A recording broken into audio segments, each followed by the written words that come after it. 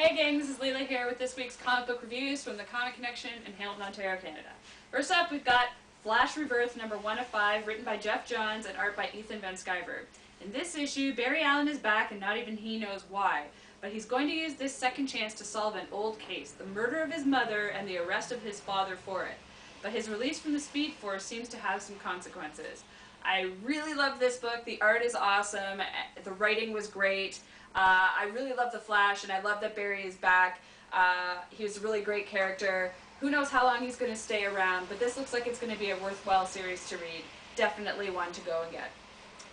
And next up, we've got Black Panther 2, number 3, written by Reginald Hudlin and art by Ken Lashley. In this issue, Shuri faces the test of the Panther God while Queen Aurora attempts to bring T'Challa back from oblivion.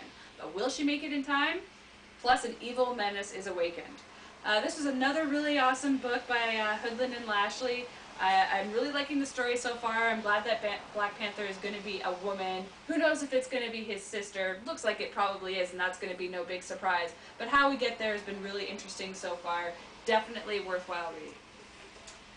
Next up, fans, we've got Star Trek Countdown number 4. This is the last part of the prequel before the movie that's coming out next month. In this issue, Spock races to create the singularity that will stop the supernova, and Worf faces off with Nero. This was just awesome. The shocking ending really cleared up some questions that I had about how this was going to tie into the movie, or certain characters were going to tie into the movie. So I definitely loved this read, and it made me really excited for the Star Trek movie, as I'm sure you all are as well. So definitely a worthwhile read, especially if you're going to go see the movie. And last but not least, we've got Dead Romeo number 1 of 6. This is written by Jesse Blaze Schneider, and the art's by Ryan Benjamin. In this book, we meet a character called Jonathan Romeo, also known as Dead Romeo, who's resurrected from hell with 7 other vampires for a mission. But can he do what's demanded of him if it requires him to kill the woman that he's starting to fall in love with? I think the answer might be no, and it's going to end to a lot of bloodshed. This is a really, really good book. Kind of graphic. It's not your Twilight version of vampires. This is definitely deadly vampires with an edge. These are vampires that will do anything to keep out of going from back to hell, and I do mean anything. So this is a really good read for horror fans. It's definitely one that you should go out and pick up. Hey folks, Jim here with this week's comic reviews. Now, a lot of people have been complaining that I read too many Transformers books. Well, some guys showed up this morning at the house, and they're kind of really convincing that I should review more Transformers books with their lasers and their death rays and whatnot. So let's get to it, shall we?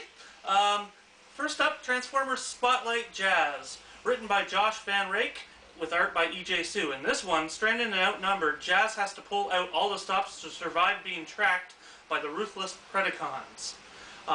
Really good book, not bad. Story could be better. The art by E.J. Sue, as always, is fantastic. So if you're wanting to know what's been going on with Jazz, this is a must-read. Next up, Maximum Dinobots, number 4, written by Simon Furman, with art by Nick Roach. In this one, Laserbeak and Ravage retrieve Soundwave, while Sunstreaker is hell-bent on retrieving his head, and makes his way to the Machination's headquarters, and Hot Rod sends an SOS while the Dinobots battle Scorponok.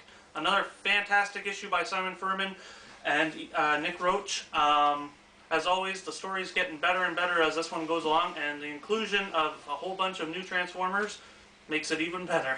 I'm really enjoying this series, and I'm really looking forward to the conclusion next month. And last but not least, yeah, shut up guys, it's not a Transformers book, but shut up. Anyway, Buffy number 24, written by Jim Kruger, with art by Cliff Richards and Andy Owens.